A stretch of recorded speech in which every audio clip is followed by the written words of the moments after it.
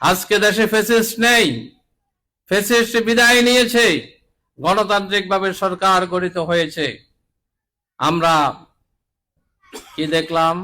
আমরা দেখলাম এই 5 মাসের মধ্যেই বিদ্যুতের দাম বারবার বাড়ানো হয়েছে, গ্যাসের দাম বারবার বাড়ানো হয়েছে।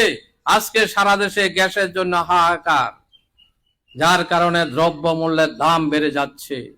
এখন তো আর ফ্যাসিস্ট নেই, তাহলে কেন এই বারবার এই গ্যাসের দাম বাড়াতে হয়, বিদ্যুতের দাম বাড়াতে হয়, প্রতিটি দ্রব্যের দাম বাড়াতে হয়? এটা আমাদেরকে দেখতে হবে। বিগত ফ্যাসিস্ট সরকার বাংলাদেশের সকল গণতান্ত্রিক প্রতিষ্ঠানগুলোকে ধ্বংস করে দিয়ে গিয়েছিল। এই প্রতিষ্ঠানগুলোকে পুনর্গঠন করা প্রয়োজন। এই জন্য অন্তর্বর্তী সরকার 6টি কমিশন করেছিল। আমরা দেখতে পেয়েছি এই কমিশনের যে সুপারিশ, গণভোটের মাধ্যমেই যে গণভোট বিজয়ী হয়েছিল, সে সুপারিশগুলো এখন আর কার্যকর নেই।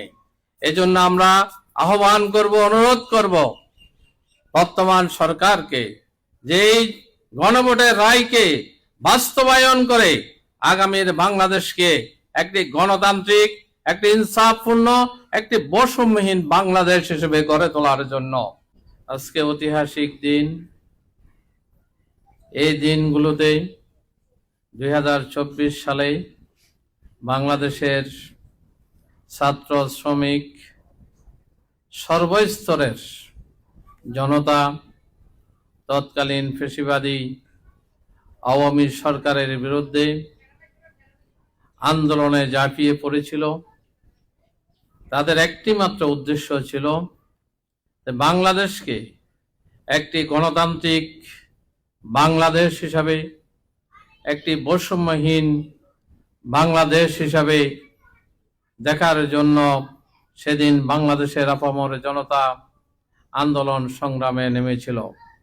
আর তাদের সেই আন্দোলন সংগ্রামের মধ্য দিয়ে 2024 সালের 36শে জুলাই, 5 আগস্ট বাংলাদেশের তৎকালীন পেশিবাদ, দীর্ঘদিন ধরে যিনি পেশিবাদ কায়েম করেছিলেন, এদেশের মানুষের স্বাধীনভাবে চলা, কথা বলার অধিকারটুকু কেড়ে নিয়েছিলেন।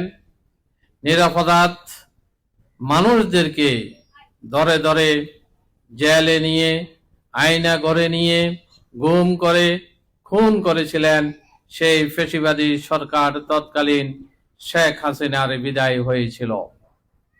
আজকে আমরা স্মরণ করছি যারা এই আন্দোলনে শহীদ হয়েছেন, রক্ত দিয়েছেন। আমাদের প্রিয় ভাই সাইমুম, আমাদের প্রিয় ভাই সৈকত। আমরা সকলের জন্য আল্লাহ রাব্বুল আলামিনের কাছে দোয়া করছি, মহান রব যারা নিজেদের রক্ত দিয়ে এই দেশকে নতুনভাবে স্বাধীনতা এনে দিয়েছেন, তাদেরকে তুমি ক্ষমা করো, তাদেরকে তুমি জান্নাতুল ফেরদৌস দান করো।